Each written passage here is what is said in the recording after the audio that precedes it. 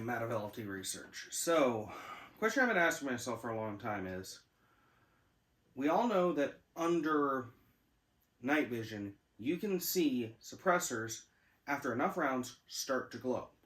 How many rounds does it take?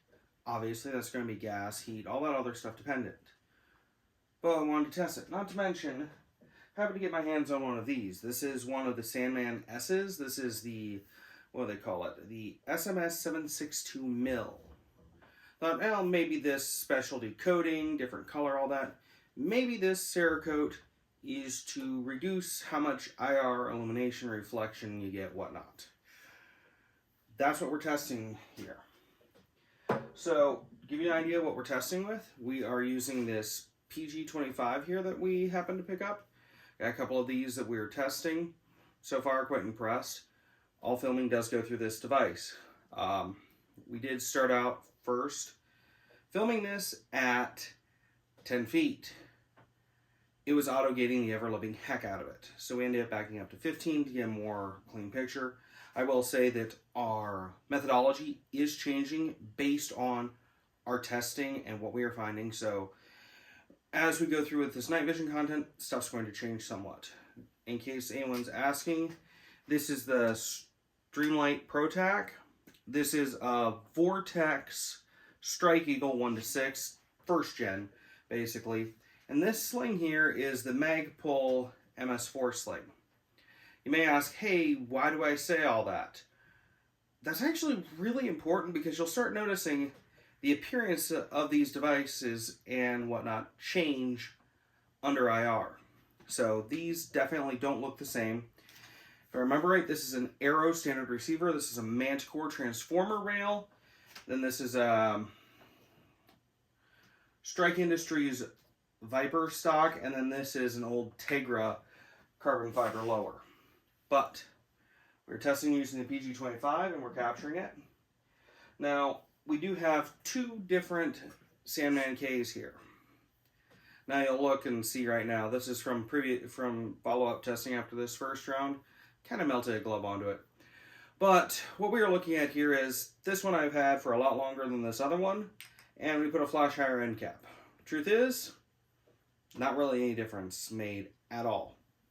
Not from really in this heating up, or from the end cap reducing the flash. The flash hider really doesn't seem to make any difference.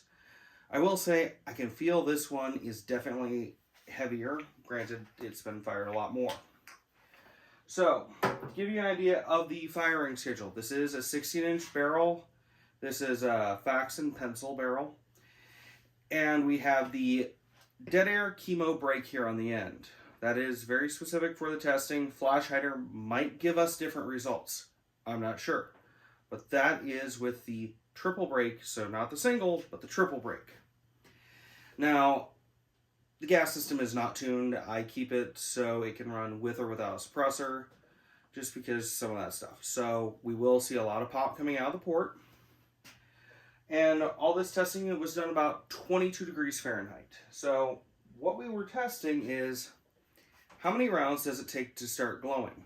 We did find, interestingly, that you can actually see through this section here, the barrel, maybe the gas block, but definitely the gas tube starts to glow, and then the barrel starts to glow before the suppressor glows.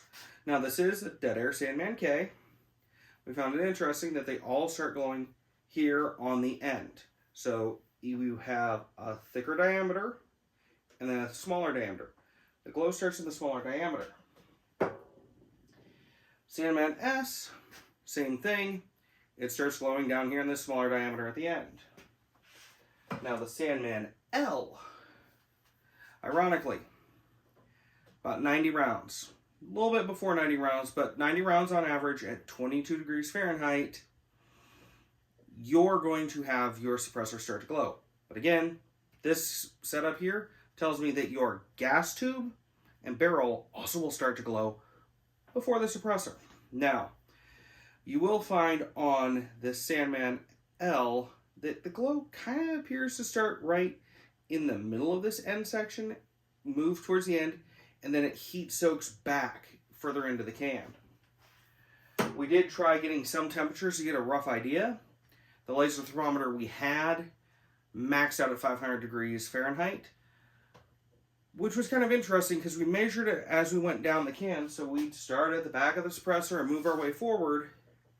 And just because it's an IR device, we happened to get an idea of the reflectivity and where it was measuring. And where it stopped measuring, which means it exceeded 500 degrees, is where the suppressor was glowing.